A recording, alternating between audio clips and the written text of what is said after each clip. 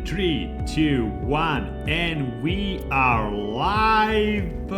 Good evening, everyone! Welcome! Welcome to this first game dev stream. That's a good start. I'm already stumbling all over my words. Maybe let's try and speak more slowly. And now, reveal!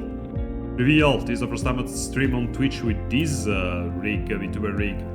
And 3, 2, 1, voila! Hello, good evening. Hope everyone is doing well. Hi Katana Soul, Justinus Tempus, King Sting, Victini, Natia Master, Nilla, King of Blue Flames, Lemon Maid. So many of you older members of the channel when I started using it a little bit last year, and new members, all of which, well, not all of which, a lot of you are come from a new surprising source, from what I understand. No, I'm not gonna complain. Welcome, and thank you for coming to this first game dev stream, mine. I say first game dev stream because it's been a couple of weeks now that I started doing on YouTube.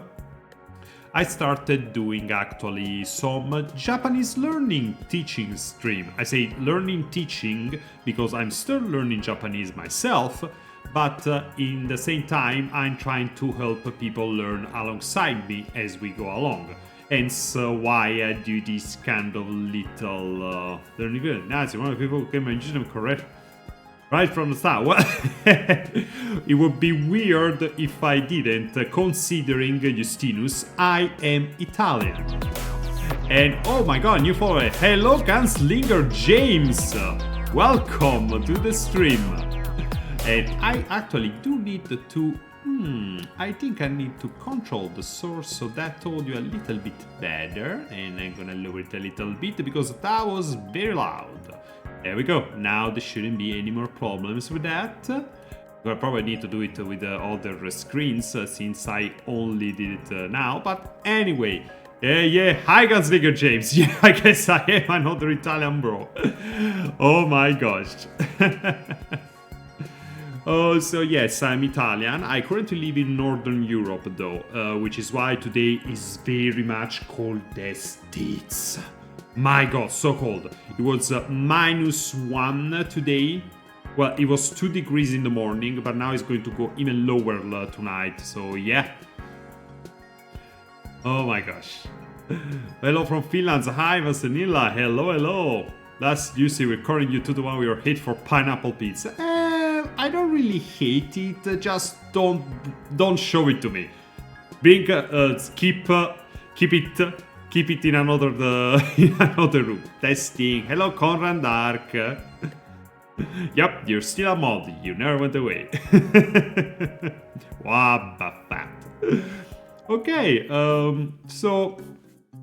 Wow. Okay, these are much more lovely shots than I remember. These are pretty fun. Again, the streams that I do on YouTube are for teaching and learning Japanese, so there's not so much time for levity like this. So this is nice, it's fine. I love those as well for Japanese, but it's a nice change of pace, you know.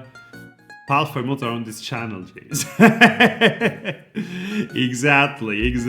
And speaking of which, I guess we can start with a shout out. Maybe I wanted to give it later, but you know, let's do it right now. A big great shout out to Pokemon Academy Live Forever and the main dev Draymond Darksteel.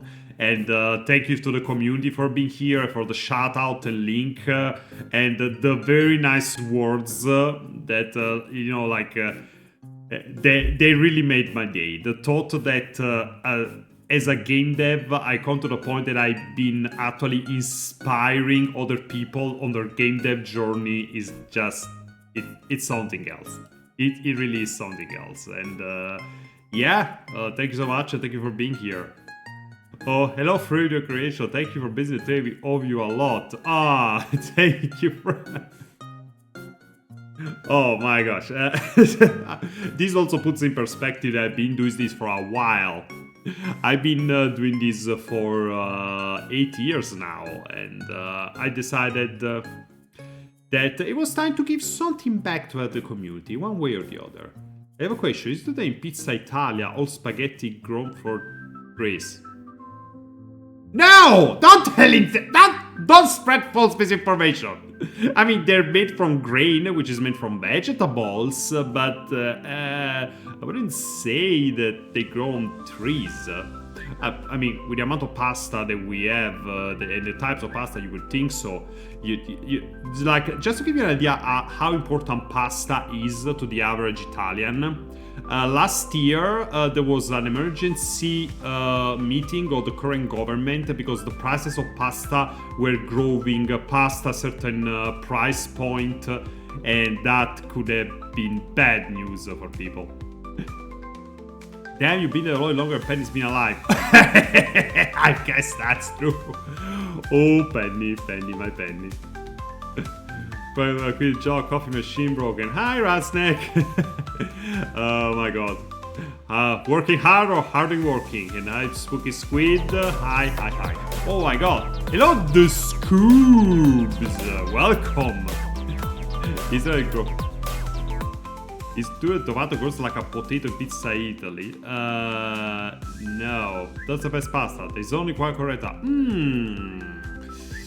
That is a hard question to answer. Oh. Okay, my favorite type of pasta is ziti. They're a short kind of pasta. Ziti tagliati, because there is the long version, which is the original one. The ziti tagliati is the broken in pieces part. Ziti. There we go. That's how you spell it. And speaking of which, since we're going to do game dev stuff, and I'm going to show you some things.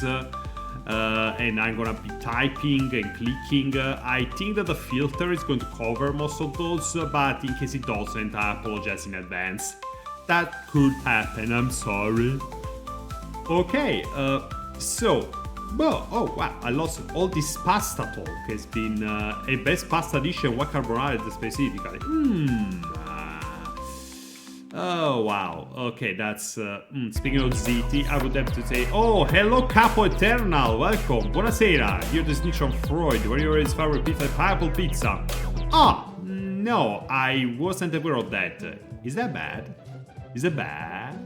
I mean, honestly, the thing is, I've seen worse pizza. I've eaten worse pizza. Pineapple is not even the top of the list. Hey, yeah, hello. Welcome. Oh wow. And anyway, my favorite pasta is called lardiata. It's a kind of sauce that you do with lard and tomatoes. And when you do with the ziti, the tradition wants, and this may shock you, you actually need to break the pasta with your hands to do l'arrabbiata. You take these long ziti and you break them with your hands in smaller pieces, and then the crumbs that get cooked get at the bottom remain at the bottom of the pot with the sauce, and it's the best part of the dish. Ziti con l'arrabbiata. Like it's honestly amazing. It's literally my favorite pasta dish. You should try it if you can. No, it's not that the pasta is made with lard. It's that the lard is in the sauce. What kind? Pasta made with lard? How would that even look like? Why do people make it a green pasta looks moldy? Different kinds of flour, you know? Oh wow, this is actually very good. This is really fun. Okay, if I start... Okay, fair warning, if I start laughing like a madman, it's because Rasnek is conspiring against me. There may be some tickling involved. Ask Barry ate moldy bread. Nice. Surprisingly, he's not the first person I know that has eaten moldy bread. Make of that what you will. Bro, as long as we're with large amounts of lard, I prefer that to eating more of it. I have a similar aversion to sweet peanuts. You know, the peanuts that are glazed with sugar and stuff. I ate too many of those once when I was 12, and now I cannot stand the sight and smell of them. I need to get physically sick if I smell those. Okay, bye guys. Bye, Consigliere James. Please come back when you want. Drop in. Thanks for dropping by. And speaking of code, I guess we should start about introducing what we're here for. Because this is a game dev stream, which means that I will be showing you how to game dev. I feel like I have a card, some experience, since for those who don't know a lot about me, I'm an Oscani. I founded Team JPDE, which is the name of the, let's say, the web of collaborators that work with me since 2016 now, basically. There are some people that I've literally been working with since day one. I met other people along the way, but yeah, like consider how long we've been working together behind payment, because we have a Patreon for Team JPD, but all the money that goes to pay the artists of the team for their service, nothing goes to me. I literally never earned anything from this game dev stuff so far. Hello, Omega Bahamut 87, thank you for the follow. Thank you for the follow. Okay, would it possible to lower the background music just a tad? Oh, I thought it was already a little bit lower. Okay, I'm gonna lower it a little bit more then. Okay. Is that better? Is that better?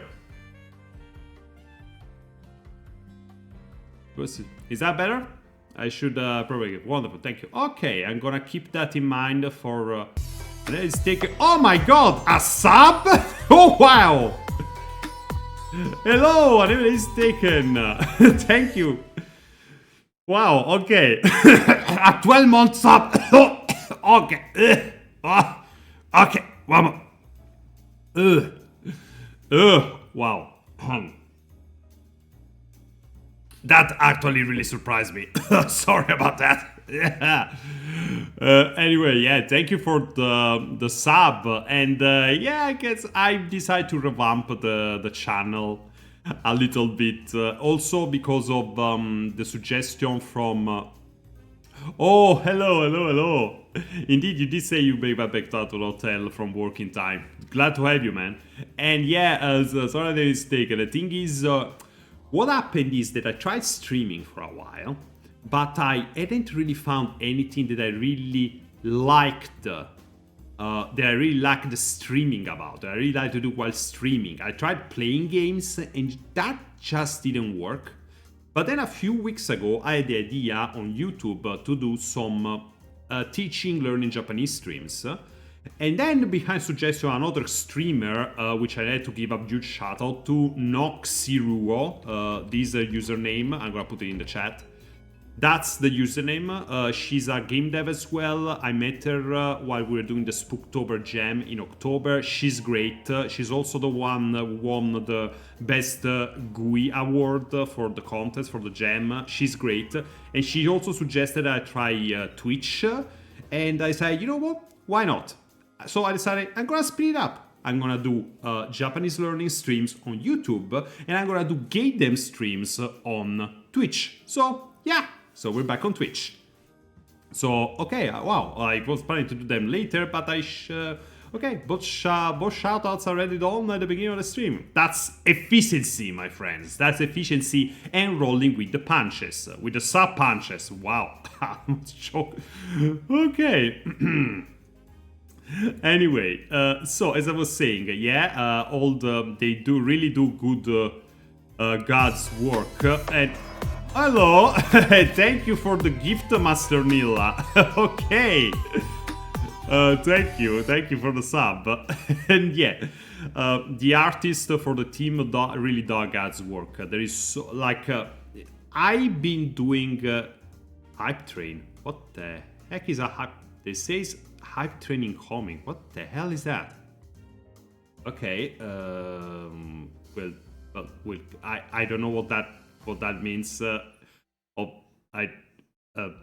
Yeah, does it show that I haven't streamed in a while? This is like my first serious stream, quote unquote. Okay, that is. Should I be worried? Should I be worried? Okay. Anyway, okay. So anyway, yes, I've been blessed to work with some great people. I personally have covered a bunch of roles. I start as a writer. I've been writing since I was a kid, basically. All kind of stuff. First fan fiction. Then I started progressing to trying novels, and then I came to game writing. And since then, okay, of course, I'm a writer first and foremost, but since then, I also done coding, of course. I know how to code pretty well by now. Oh, hey, Friend of Creation, thank you so much for the Zoom. Oh, wow. Thank you so much. So, yeah, as I was saying, wow. Wow. Sorry, it's a bit okay. Yeah, rapping as well. Like I've been coding, I coded, I've written, I scripted, I directed, I produced because I also have a game producer for the team, Reaction, and so many more roles that I covered over a year, and I'm still learning more. Like the other day, I had to do my first concept art for a character without drawing, which was very difficult. So I decided, you know what? I have this vault of knowledge, and I feel like it's something that people have been asking me, even randomly, semi-regularly, tips and questions about what I do, what I did, how I do it. I decided, you know what? Let's make a stream out of it. I'm gonna teach you how to game dev. Okay, what coding language do you use beside ren'py? Don't source radio also sign voice actor. Yeah, as I said, a little bit of everything. Everything that the game development process means. And the thing is, so far, only ren'py. Oh, it doesn't. Oh my god, sorry guys, you're using your coins, but it seems a sound alert doesn't work for some reason. Okay, let me fix that real quick while I talk. So, as I said, what language do I use behind ren'py? The thing is, ren'py is not so much a language. Well, it has its own language, I guess you can say. ren'py is not so much a language. How do I explain it? ren'py is based on Python, basically. And so what happened is that while learning how to code in ren'py with the ren'py language, automatically, let's say I also started learning how to Python to the point that okay, but sound alert is still there. This is weird. Why doesn't it work? As I say, so I learned how to do how to say. I read how to do. I learned how to do the programming in ren'py and using Python. All of that stuff, because that is transferred to another engine that I started using recently, which is Godot.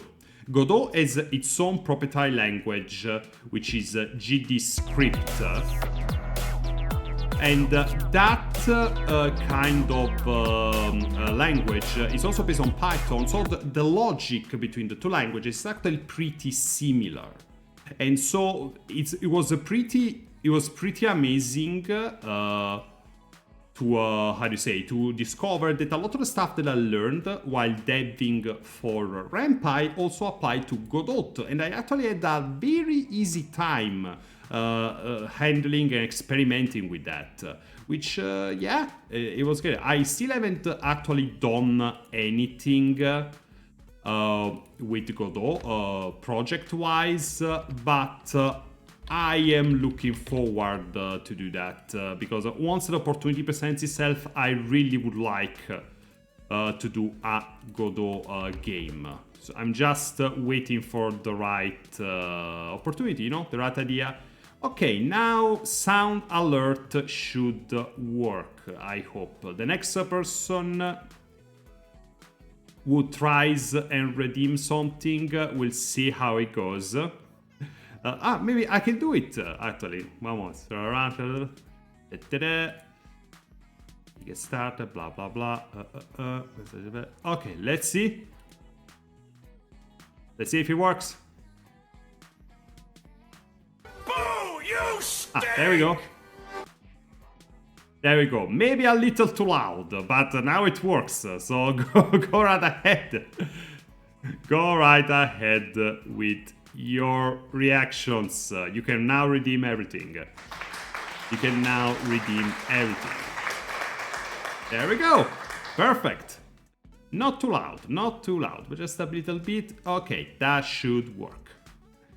So, yeah. Let's see what else people... Sorry, down, rumors being spread about me. But because Scusi did what's happening. Okay. For the JPD project, now where you are the main driver driving a making reality, to you, are there other coder writers who help you out on occasion? You would think so, but no. And I've actually been looking for people to collaborate in that sense, but it has never happened. There were a couple that I tried. There was one that let's say, one that didn't fill up to the task, and another one that we are thinking about it, we were talking about it, but then real life happened, so no.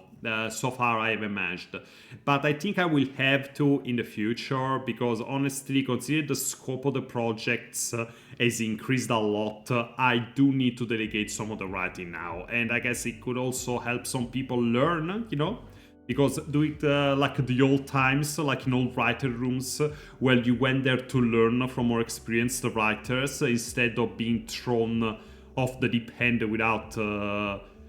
how do you call it? Without a life vest? Yeah. So yeah, I will be... I'm still on the lookout for some co-writers as soon as I can afford to pay them, of course, because there's another thing with me, sadly. I always want to pay the people who work with me and for me, so like I'm kind of a little bit... fretful about asking people to work for free, even if they offer, because you know, I don't know what to tell you, but that's my ethos. It served me well so far, so yeah. And okay, also I guess I should mention that maybe a lot of people here, so I can find them. Thank you very much. Are there any plans for JPD to have mod support in the future? Actually, yes. JPD1 Refrain, the remake for the original JPD Sonata of Fire is planned to have full modding. You will be able to fully mod the base game. Not with this demo that just came out. I call it the gameplay demo, and not even with the next one, which is going to be the dating demo or the romance demo. Thank you.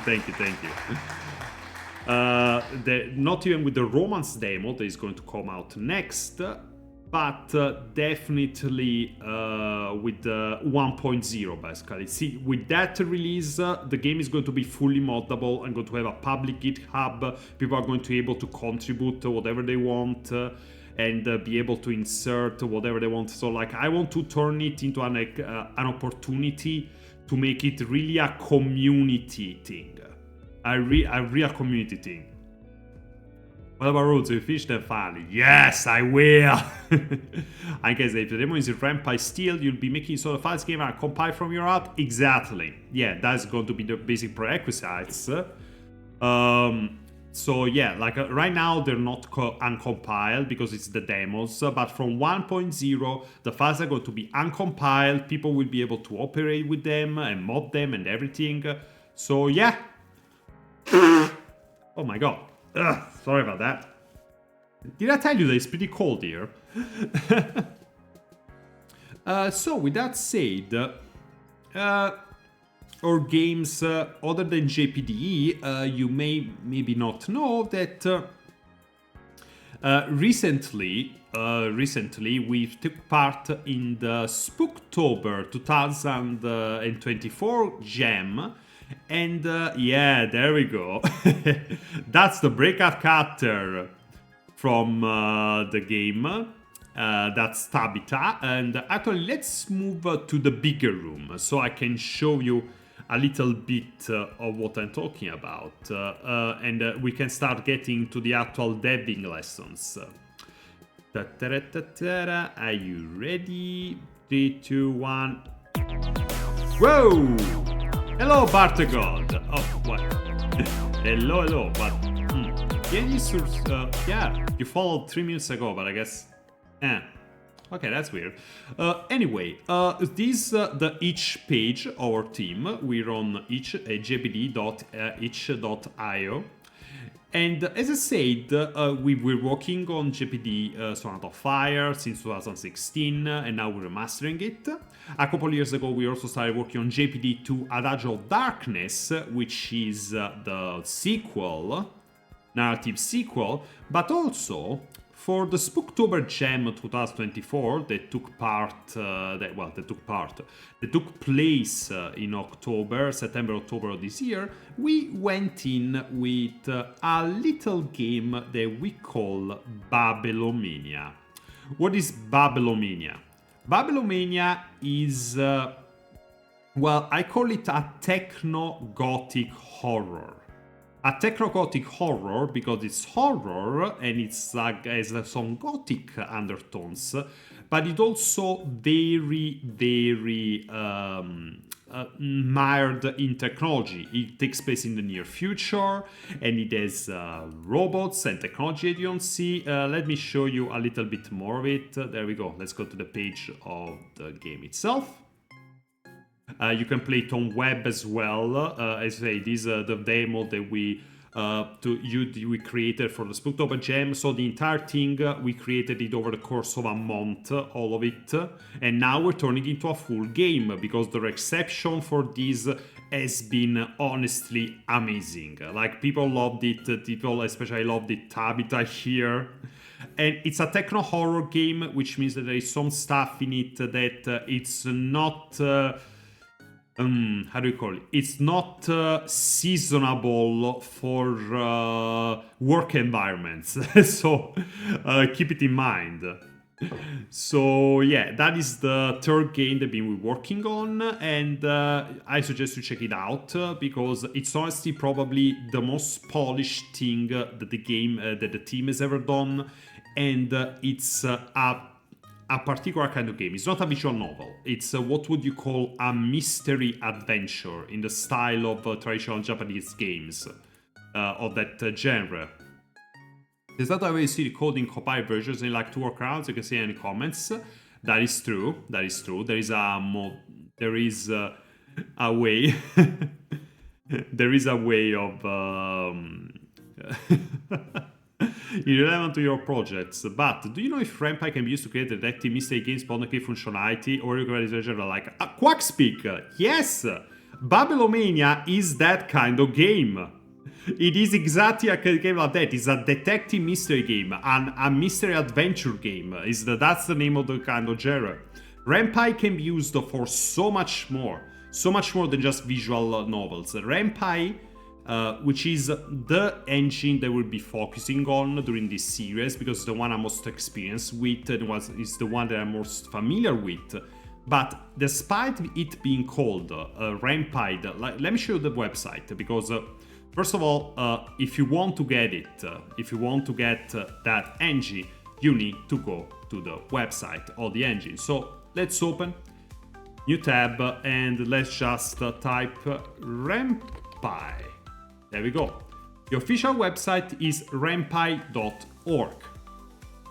You go on here and you just, where you see, there is all the information, there is screenshots of the games that have been made with this system, there is a list of game, documentation, etc.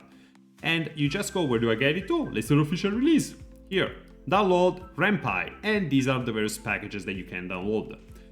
This is the one for Windows. Just download the .exe here. There's also DMG for Mac, and I guess this BZ2. I'm not familiar with that extension, but I guess it's related to Linux. I don't know. There is the SDK and the ARM Linux. These are extra stuff These are extra versions that you need if you want to build games for Android and web version. Because that's the thing, ren'py out the gate, out the box, you can build games for Windows, Linux, and Mac, no problem. But for stuff like Android and the web, you need some extra package that you can still download from the website, and there is instructions on what else you need to do. So there is a lot of for setting up ren'py is very easy, and they have a thriving community. They are a thriving community that keeps making it better, creating plugins and life quality of life, just randomly, and then they share it. Just to give you an example, yesterday I was on Blue Sky and people were talking to each other about the stuff that you can do with ren'py, and a person shared that they had created let's say a soundboard that allows one to switch on and off specific sound effects.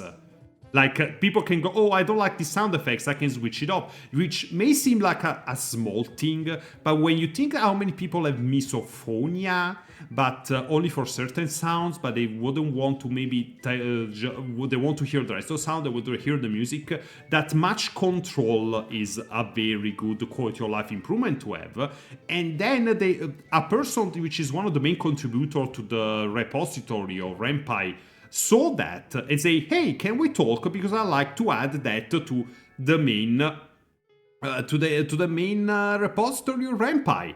That's the kind of community that has been built around the software and the engine, and honestly, yeah, it's one of the reasons why I've been stuck with it so long.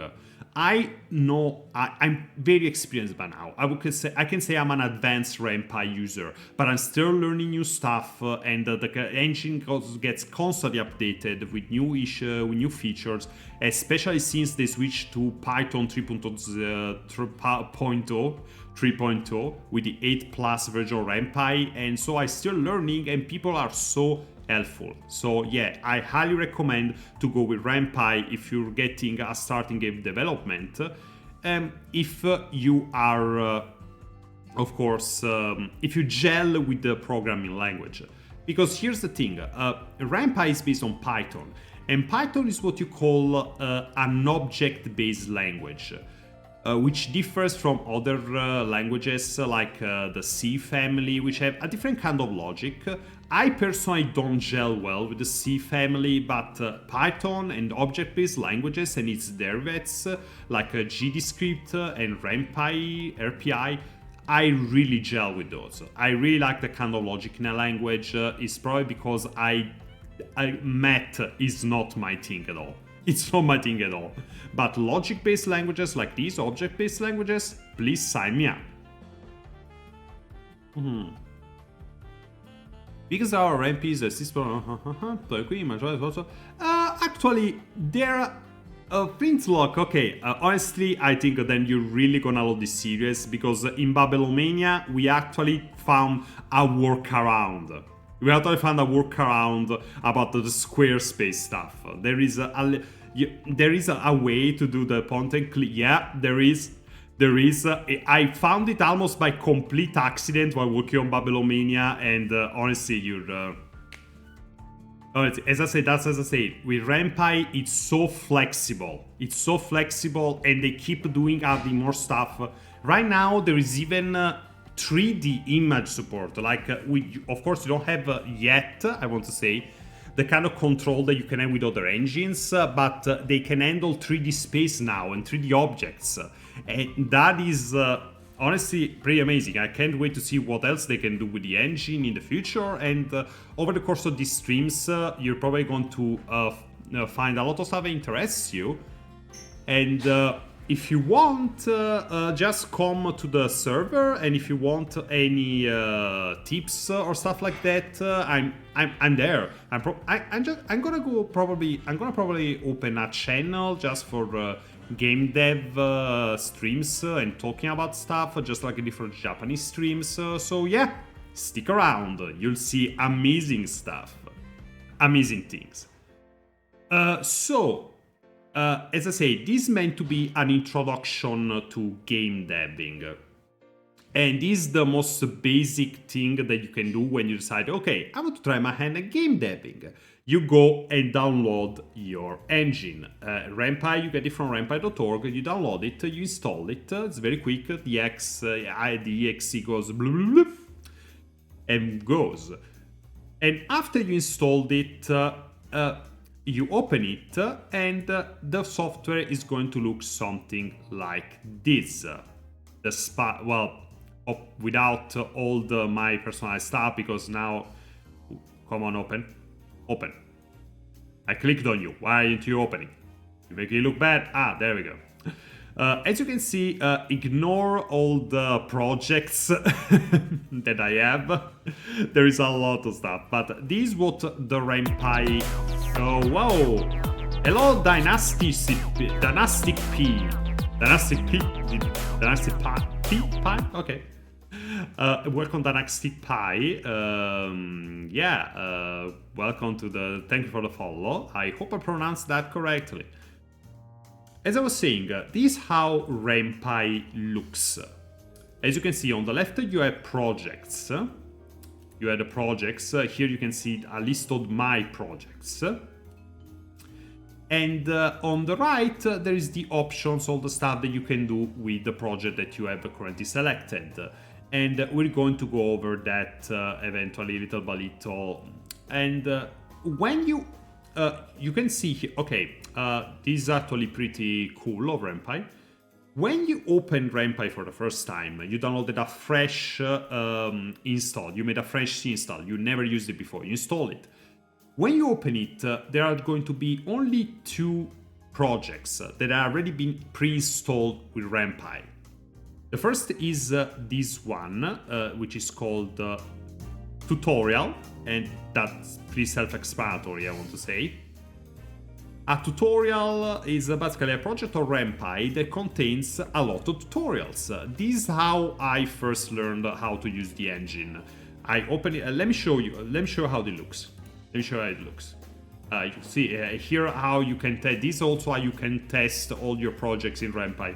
You select one on the left from the list, and on right you go on Launch Project, and this launches the project, of course. There we go. Let's see if I set up the stream correctly to show. Well, actually no. There we go. Okay, no. Let's add another source so I can show you. Whoop, no. So I can show you what it looks like.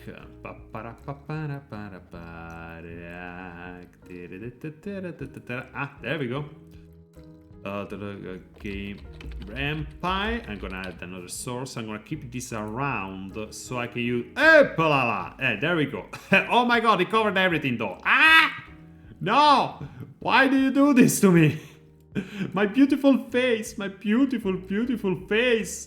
I'm gone. Where are you? Fit to screen? Oh no, a little bit smaller maybe. There we go. Smaller still. Okay, and now we bring it down, down, down, down. Can't stop me. I'm going down. I don't even know why I know that song. Anyway, so this is what the tutorial game that you can find in ren'py standard looks like. This also gives you an indication of how a standard ren'py game created out the box with software. We're also going to see that later. Looks like. Now I'm going to lower the volume a little bit here. Okay, you press start, and oh my gosh. Hello, Signonator03. Thank you for the follow. Much appreciated. Much appreciated, my friend. Welcome to the stream. You kick start, and there we go.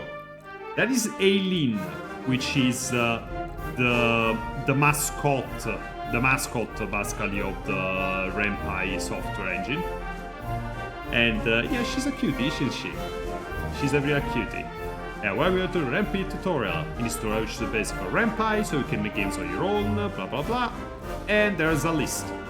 Oh wow, this looks so different from the version I remember from 8 years ago. So anyway, as you can see, out the box, ren'py comes with tutorials. Bit loud still. Let me lower it a little bit more. There we go. Okay, let me know if it's still a bit too loud, but I don't think it should be anymore.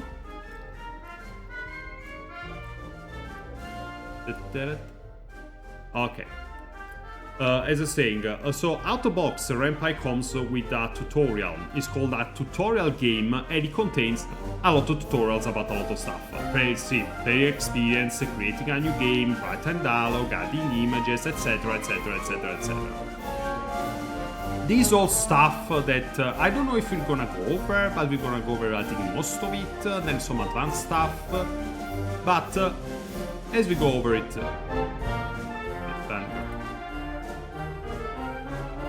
keep writing. Okay. I close down the. Okay. There we go. Still a bit loud. Okay, so that was interesting, I guess. Alright, I don't know what happened there, but okay, let's for now on maybe let's keep it with the audio chapter off. Let's see. Okay, because it is a function that is still in beta. So that may had something to do with it. Anyway, so yeah, ren'py comes with an integrated tutorial that is literally built out of a standard game for the software, and also with a little thing called the question, which is a very base game, like as basic you cannot get, and it is a little setup, a little example of a visual novel that you can build with ren'py, because ren'py started as an engine made specifically to create visual novels, but it's so much more now. Now it's so much more, and I want to show you a little bit of what it looks like. There we go. As you can see, made in ren'py 7.7 plus. There we go.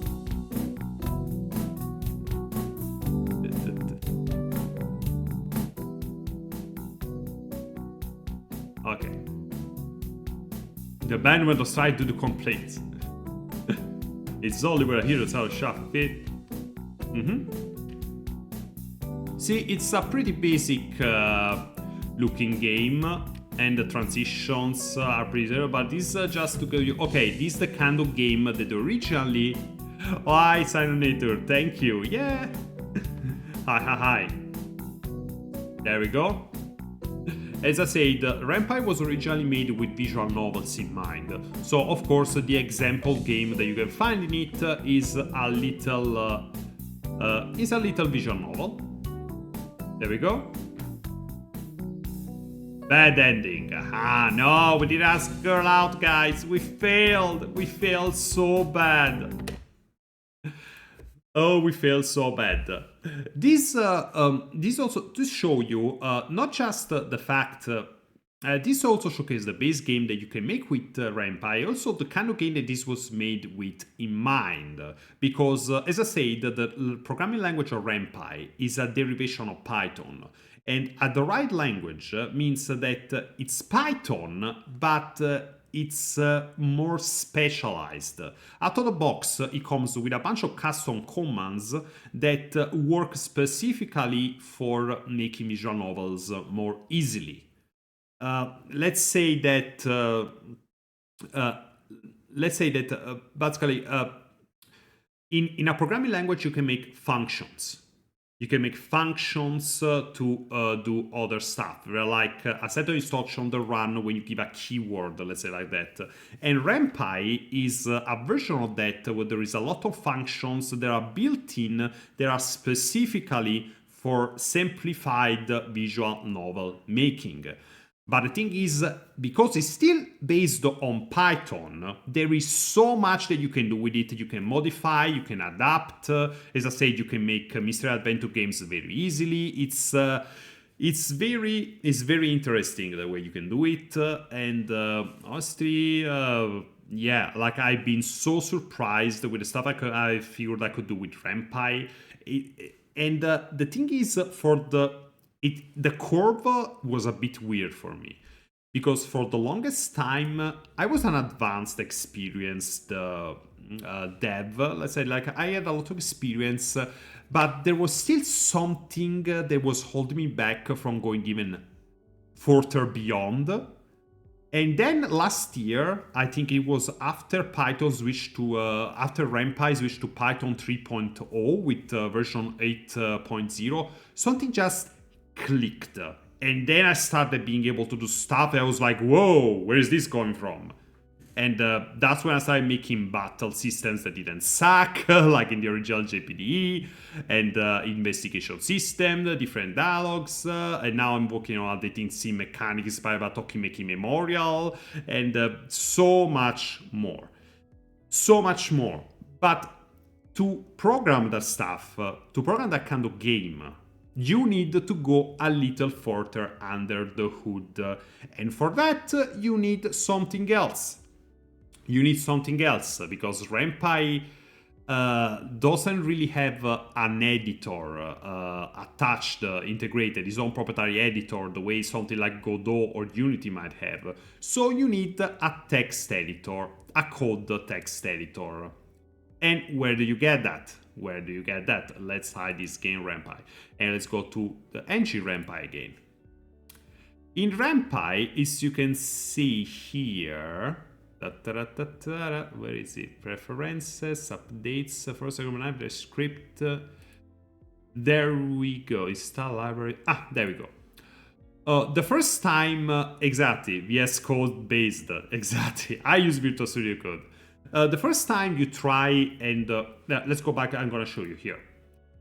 See, all these that you can see here, script, options, GUI, screens, RPI, these are all scripts that are contained in the game project that you're working on. The first time you want to open it, to look at it, and work on it, ren'py is going to ask you to download a text editor. There are many. And it gives you actually a few options to download from. If you go to preferences, you will be under general. Look at those options. Oh, dark theme. Oh, I did not know there was a dark theme to ren'py. See what I mean when I say I'm still learning?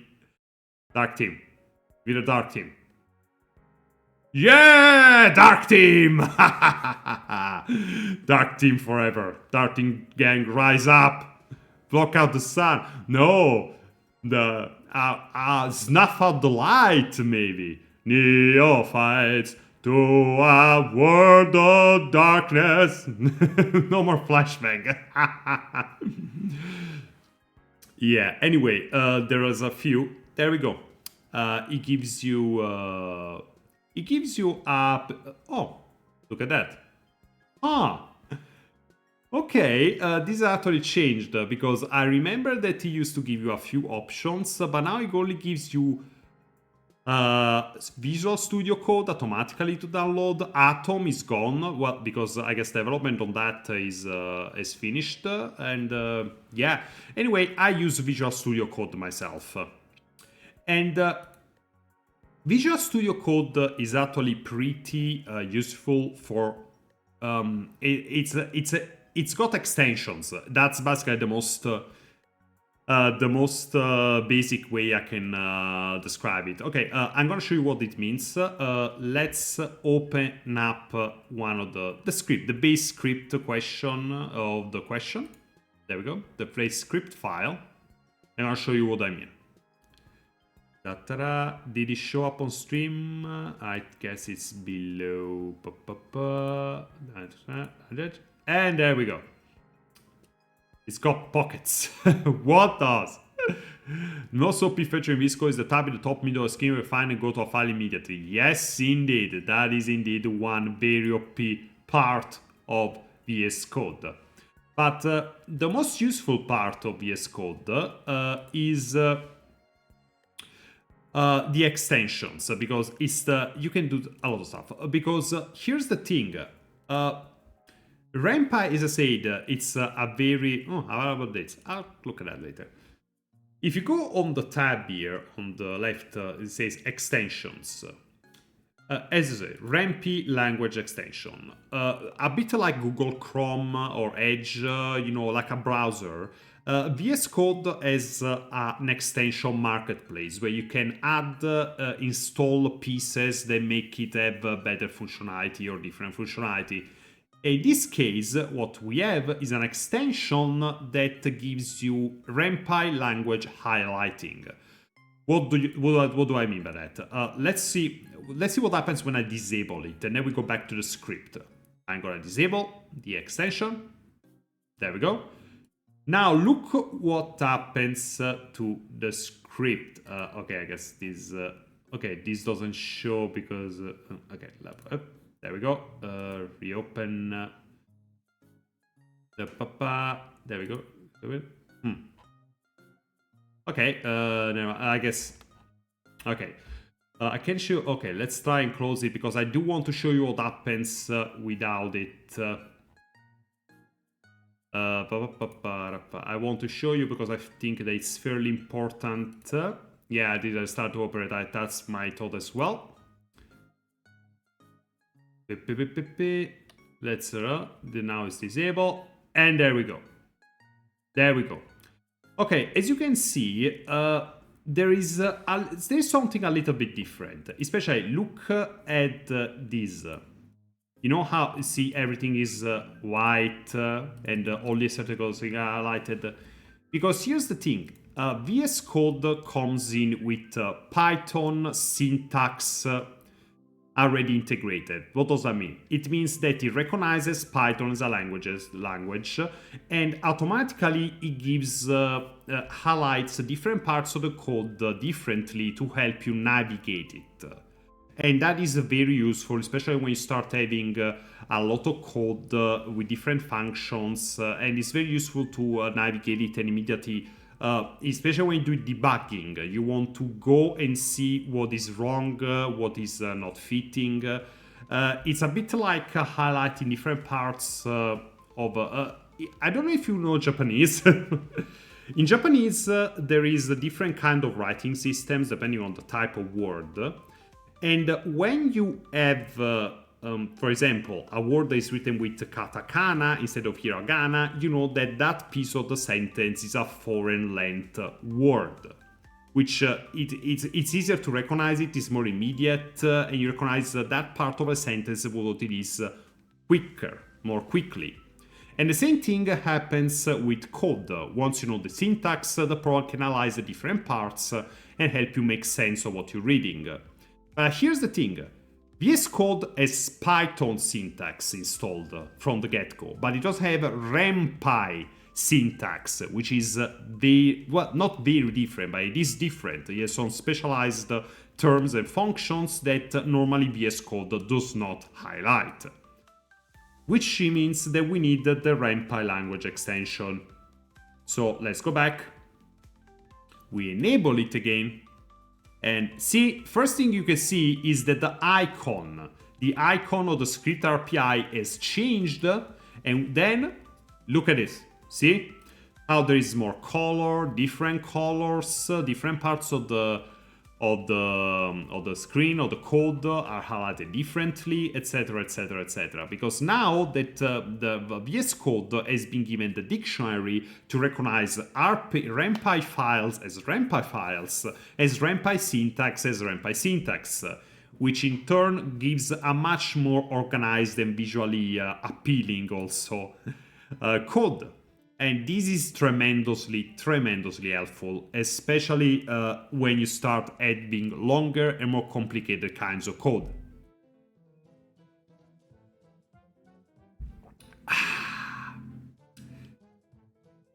So we have VS Code, we have ren'py, and the next thing we need to do also,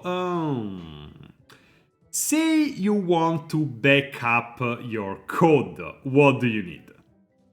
What you need is a GitHub account. What is GitHub? For those who don't know it, GitHub is an online repository system. Basically, it's a place where you can back up your code online, and this is important, especially if you are interested in modding JPDE refrain. You're gonna need to know how to use GitHub. And how does that work? You go on GitHub, you get your, first of all, you go, let's go back to the, okay, I'm gonna log out from my own GitHub, so see now from I'm gonna sign out, so we can go to the virginal main page. Let's go Edge, come back Edge, there we go. So this is that a grocery score for coding? Yes, more or less, yes. You're also supposed to give, not just take, but yeah, okay, it's not loading the animation on the front page for some reason. Okay, let's see, open a new tab. Oh, well, I guess there is a bit of an issue with server, I don't know. Anyway, this is the github.com is the main page of GitHub, and once you go there, you sign up, you make an account. I have my own here, I'm gonna sign in, and there we go. You can see here there is all my repositories, which is the backups of my project, the code backup of my projects. There are some that I got from other people that I collaborate with, etc, etc. Why is this important to do before doing anything else? Because once you have first, you have a GitHub account, then you also need to install another extension, which is in this case, let me see, because, well, even quicker, there is a guide to we have with GitHub on Gitcode. I'm just gonna go on that, which is pretty straightforward. GitHub in VS Code, there we go. Collaborate on GitHub. This is an official guide of VS Code that you can use once you download the Visual Studio Code. Once you have it, you can follow this. So it's gonna show you how to do it, how to install it. I'm gonna link it in the chat as well. Off topic, but the server extension when working with a virtual machine is remote SSH in VS Code. Okay, I'm gonna remember that. It seems kind of important. I'm not gonna lie. So that's the guide. So once you got to VS Code, get the ren'py extension for the language, and then here is the guide to install the GitHub extension. And this way, whenever you're working on a project afterwards, it's gonna show here, once you installed and configured, right here, you see this little, oh wait, no, you can't see it because we're not in VS Code on the stream. Let me hide it, there we go. As I was saying, once you're on VS Code, you installed the GitHub extension and everything you need, you're gonna go on VS Code, and on the left, you're gonna see this little tab here called Source Control. And okay, not the restricted mode, this is not restricted mode. I am trusting this window.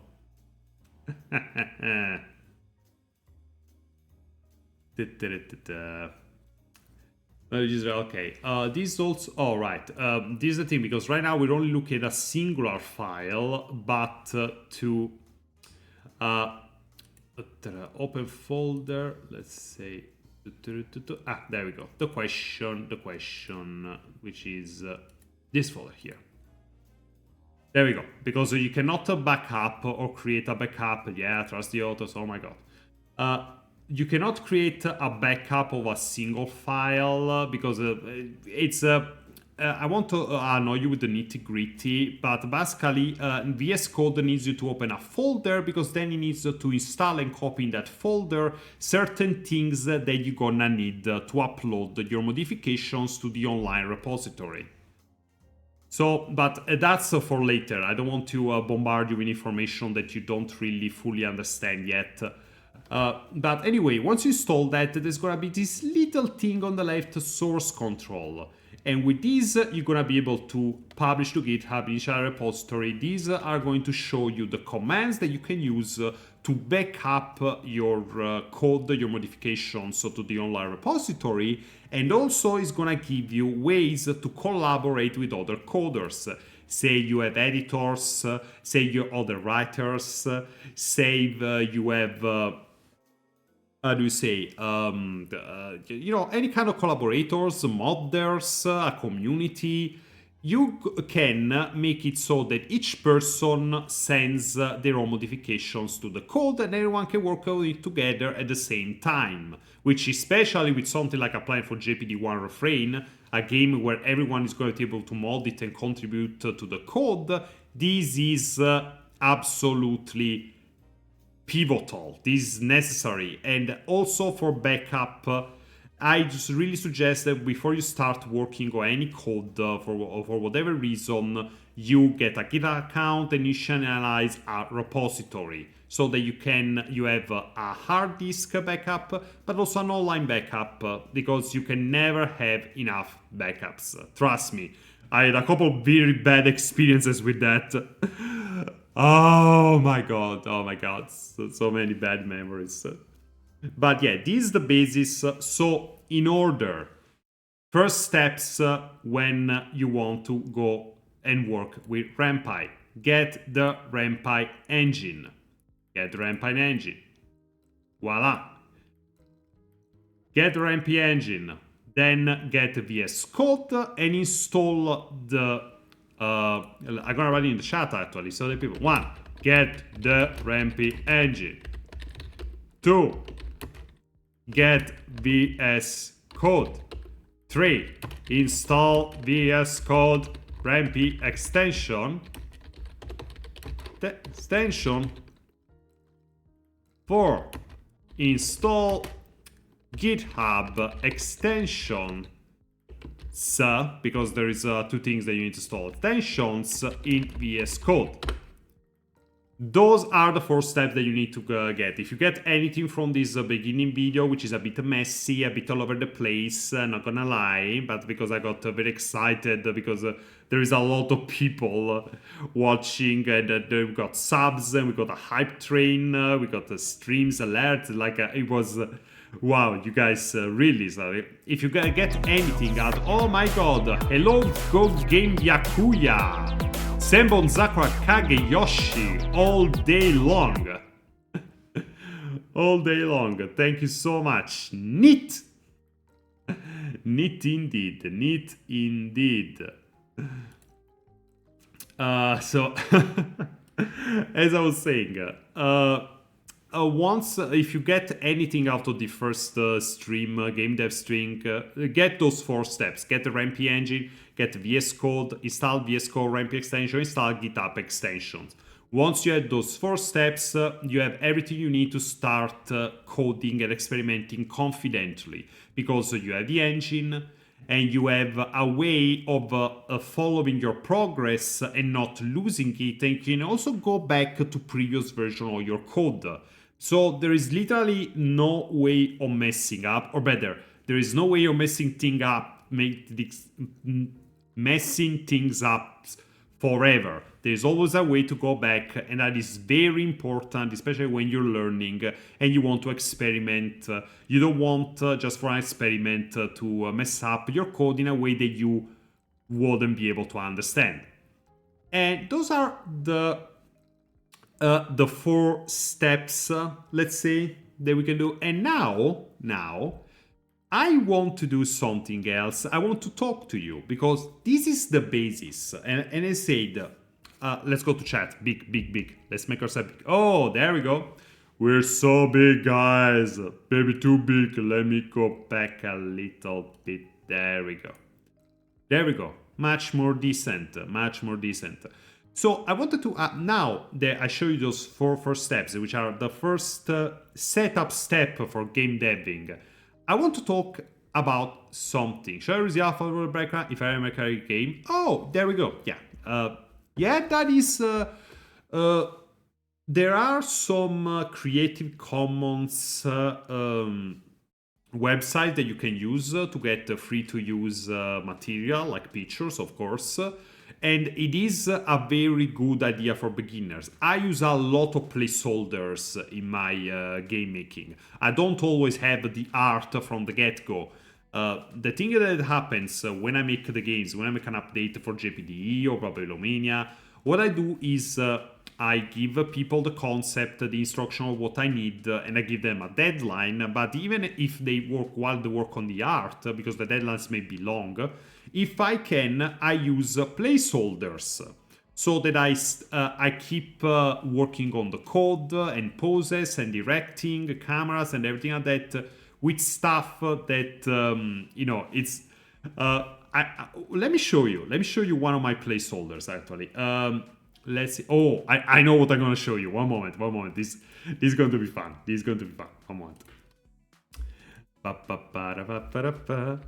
So as I said, placeholders are very important. These products are very important, and by that I mean that they're important when you don't have a lot of money, or maybe you don't have the final art pieces yet, but you want to keep working on code. And you want to keep working on everything else, positional. So yeah, an option is to use how do you say, is to use is to use real life images that you can find them, you paste them, you can edit them to give you a sense. But also, I am personally not opposed to just using chicken sketches. Let me show you one such chicken scratch that I made. There we go. There we go. Look at this. Look at this. Yeah, I made that. So yeah, look at that thing.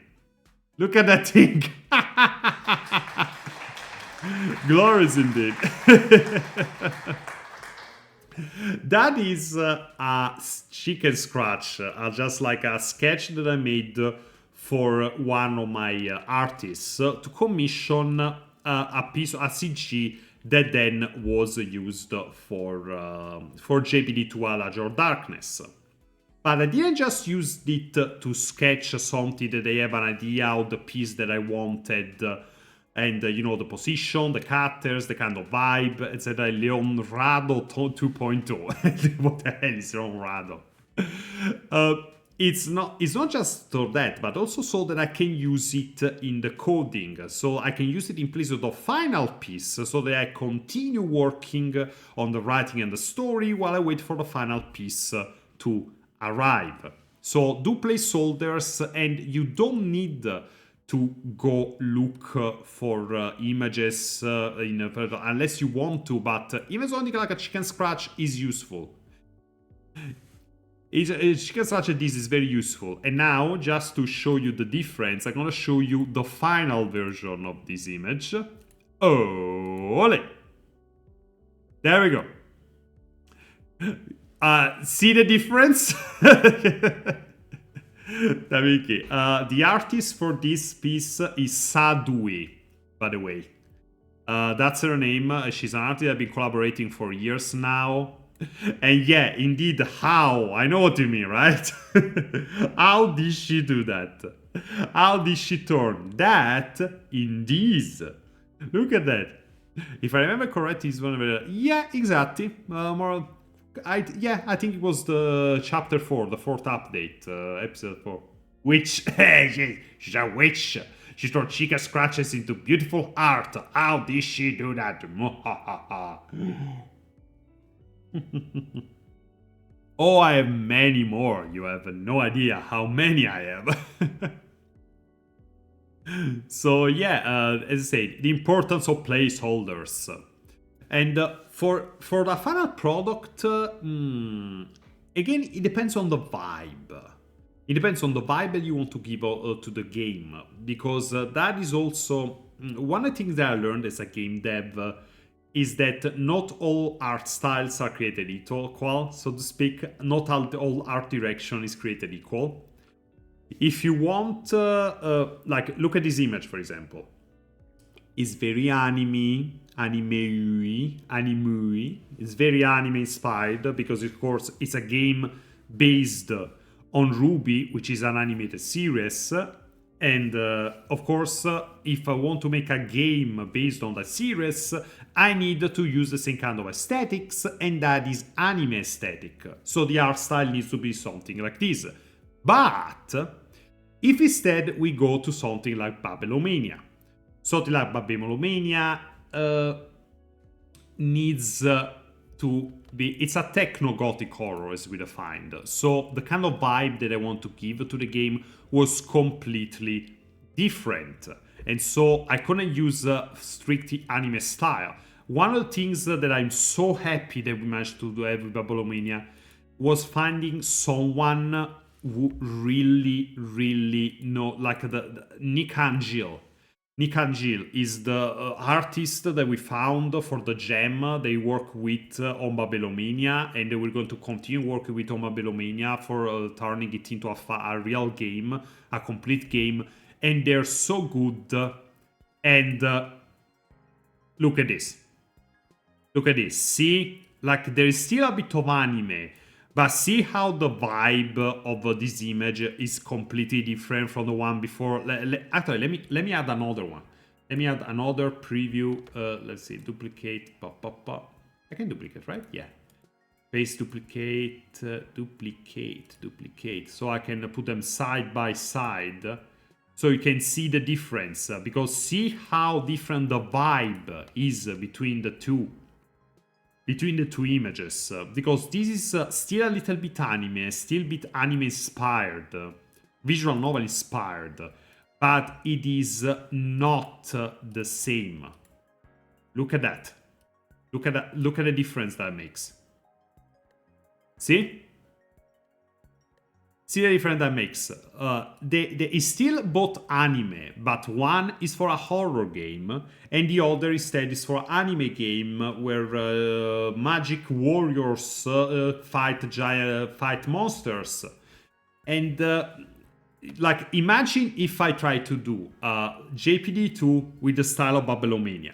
It would be a completely different kind of story, and the writing could be the same, and the sound effects could be the same, the music could be the same, and the pacing could be the same, etc, etc, etc.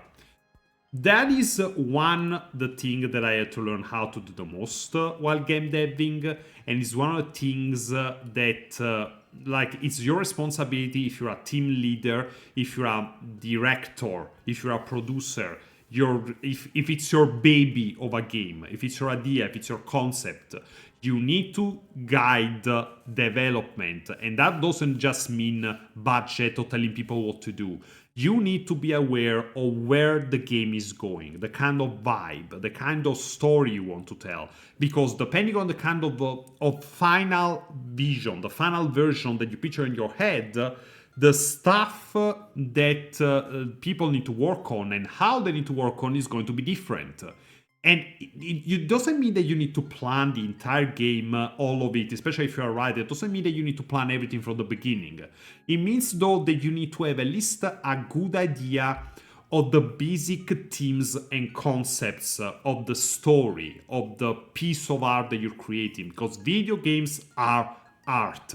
And just like all art, there is bad art, there is good art, there is a more traditional art, there is experimental art, and there is all the genres of it. And you need to have at least a basic idea of the core solid concept of the game.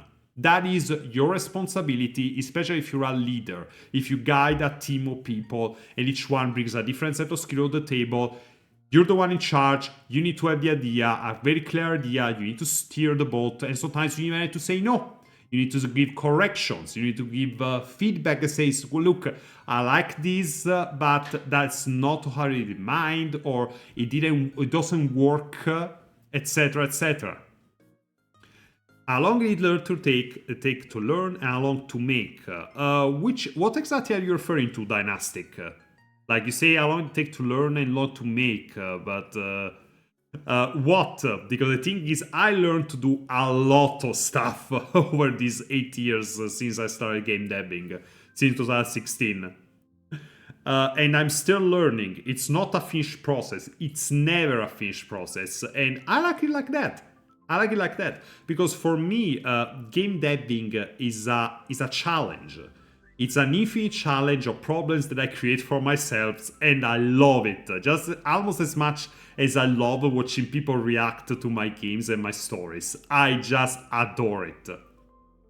So when you want a story, you want the team's core, positive major story beats, a positive main conclusion from the outset. Is that about the good summary? Yes, pretty much. Mostly the teams and core. For example, yeah, mainly the teams and core elements. But not so much the major story beats. If you have some in mind, it's good, so that you can have some kind of I don't want to, some flags, some checkpoints on the way to the goal that you mind, but not the main conclusion. That is not necessary, and also sometimes it can be counterproductive. At least in my experience, the way I like to write stories. How do I explain this? So in when I define a story, when I write a story, I don't like planning everything from the beginning. There is different schools of thoughts on writing. There is those who like to plan everything from the beginning, but that leaves you some less flexibility if you want to change things during the process. There are those who just write by the seat of their pants.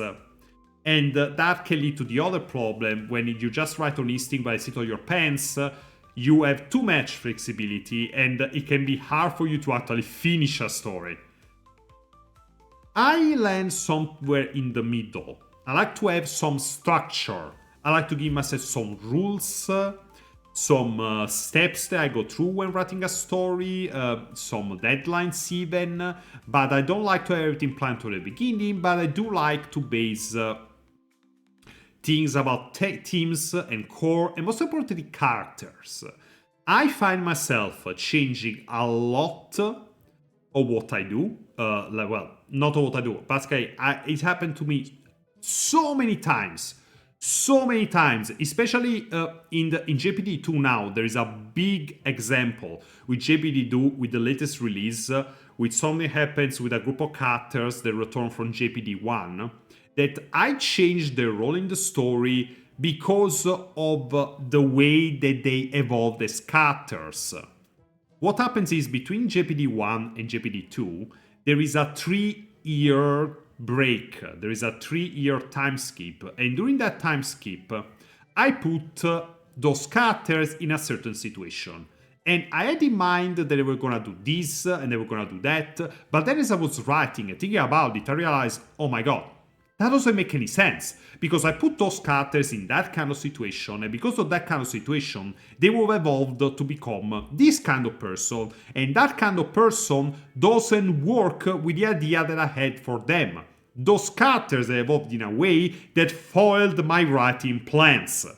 And if I had set up the entire story from the beginning, step by step, little nitty-gritty, that would have thrown me off completely. It would have ruined the entire writing process. So it's a spectrum. You can land closer to one extreme or the other, but try to go for the middle as much as possible. Always leave yourself some flexibility, and especially in a heavy narrative genre like a visual novel or a dating sim, leave some room for modification, because otherwise there's gonna be a time that you wish that you had left yourself some flexibility. And you're gonna regret that you haven't. Oh, wow. Wow, that is a lot of talking. Wow. Oh my god. Also, I've been talking a bit too louder than usual, I want to be. Oh my god. Oh, wow. This honestly really fun. I think I really miss streaming like this. This is, and I finally found something that I like streaming and talking about with people. Game deving and learning teach Japanese, wow. And honestly, thank you so much for dropping by. I really appreciate it, because this teaching people something, and it's only worth it if people actually listen. And by the way, this entire stream and all the other streams like this are going to be stored on my YouTube channel. You can find the link in the description. There is a link to all the social networks of the team and mine. So even if you missed this, but you're gonna be able, or a part of it, or you want to go over it again, you're going to be able to see them on the YouTube channel of Team JPDE. Smart move there. Thank you. Do you change the story beats based on how the reaction of certain characters are, like a surprise fan favorite, extra content for a character going forward?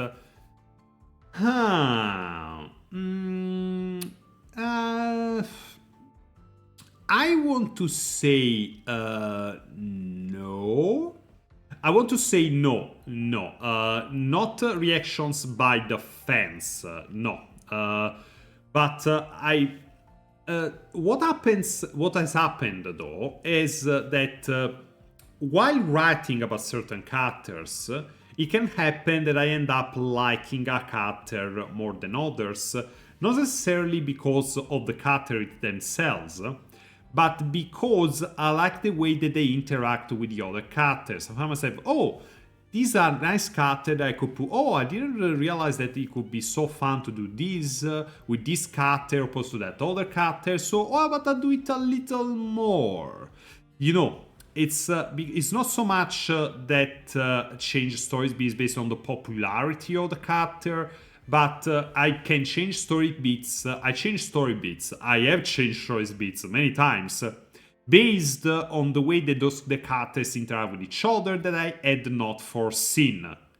Being a writer is a bit like being an explorer. You go onto uncharted lands and you discover more and more your traveling companions and the wilderness around you, and you run into a lot of surprises along the way, and if you have a flexible mind, you're gonna reap the benefits.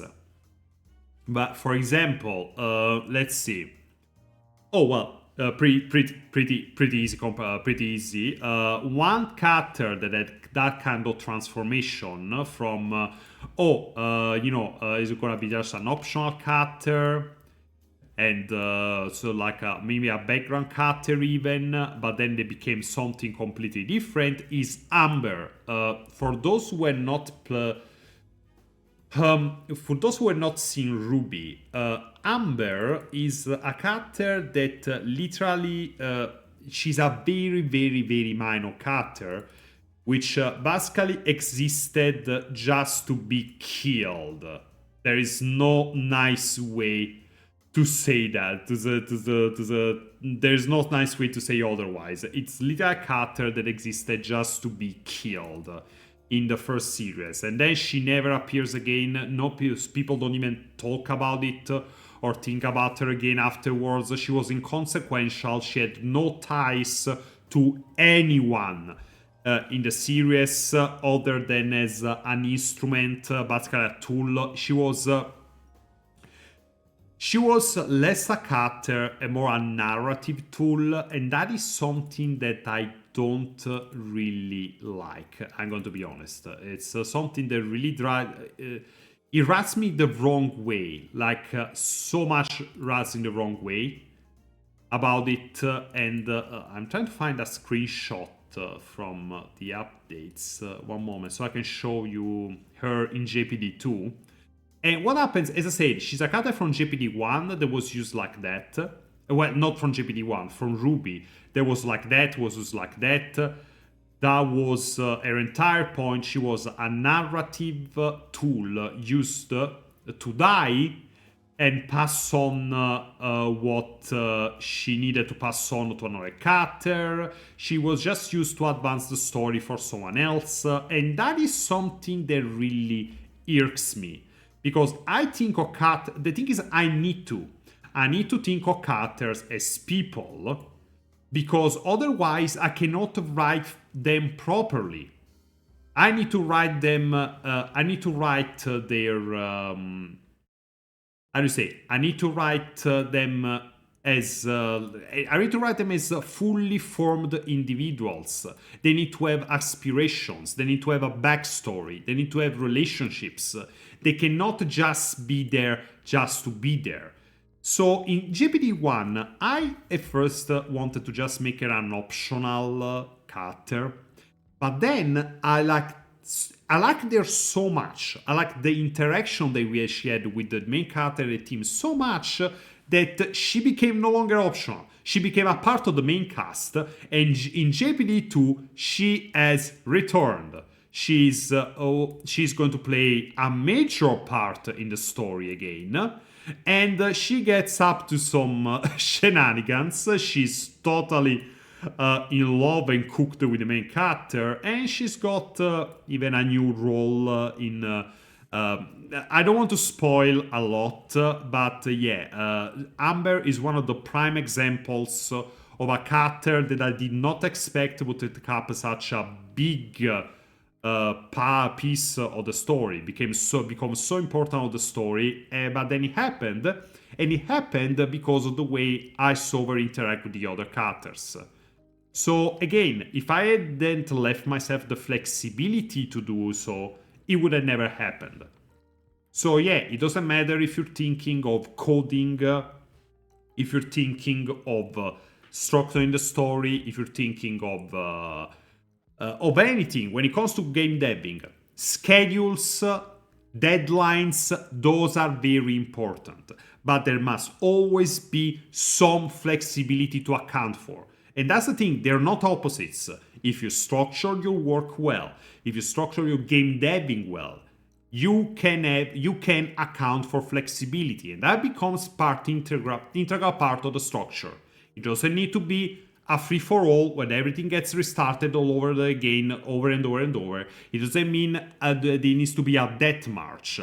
You need to find a nice middle, and especially if you're the producer or director, it is your responsibility to guide your team on that path, on that pacing. So keep that very much in mind, especially if you're a team leader. If you got, I don't know if you have any other questions, because it's the last few minutes of stream, because I'm gonna need to go in a few minutes. I only planned for 1 hour and a half. So if you have any other questions, ask them in the chat. I'm gonna address them, and I'm going to tell you what we're going to do in the next stream and before the next stream. Please be sure to go to our Discord channel. We're gonna have a dedicated channel, Discord server, where there's going to be a dedicated channel to this stream. And because there is something that I want the community's opinion on. How's my day? Pretty good. Today has been pretty good, I'm not gonna lie. My day job was not as intensive as it can sometimes be. And honestly, it was very, very satisfying. And then I come back here, and there was my wife made me one of my favorite plates, one of her favorite dishes she makes. It's a Thai style stir fry with eggplant and rice and mincemeat, and it's one of my favorites. It's spicy, but it's very good, and I really like that. And now I'm with you guys, and I'm having fun. And I almost choked on air when someone could give me a 12-month sub. Like, oh my god, that was unexpected. So like, wow, yeah. Aussie is it's going pretty good. It's a great day. So it's a great day. Today was a good day. It's almost 9:30 here, so was because it's almost over.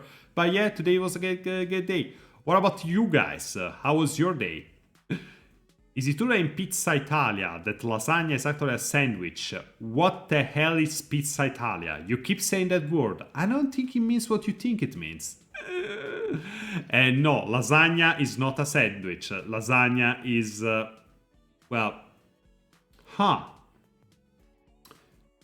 I guess technically lasagna is a casserole. It was good too. Can't wait for EV Day tomorrow. What's EV Day? What's EV Day? It's a Pokemon thing? It's cake. No, it's not cake. It's a casserole. It's pasta casserole. They're fucking... Oh, so we're gonna do that, huh? So I'm going to argue that cereal is a soup now? Are we going down that path of degeneracy? Huh? Huh? Is that what you're gonna do now? Huh? Oh, wow. Okay. Okay, so, I just noticed something. Okay. Yeah? Is that what you're gonna do? What are we gonna do? Huh? Okay, so it's the distance. I just noticed the... Ah, oh, without time for that. No, I just noticed that if I stick very close to the camera, then my lips move a little bit more animatedly. So it's a day to celebrate Eevee. As in the Pokemon Eevee. It's a day to celebrate Eevee. Huh. Huh. That's a weird one. Why celebrate Eevee? I mean, I would understand if it was Vaporeon, but...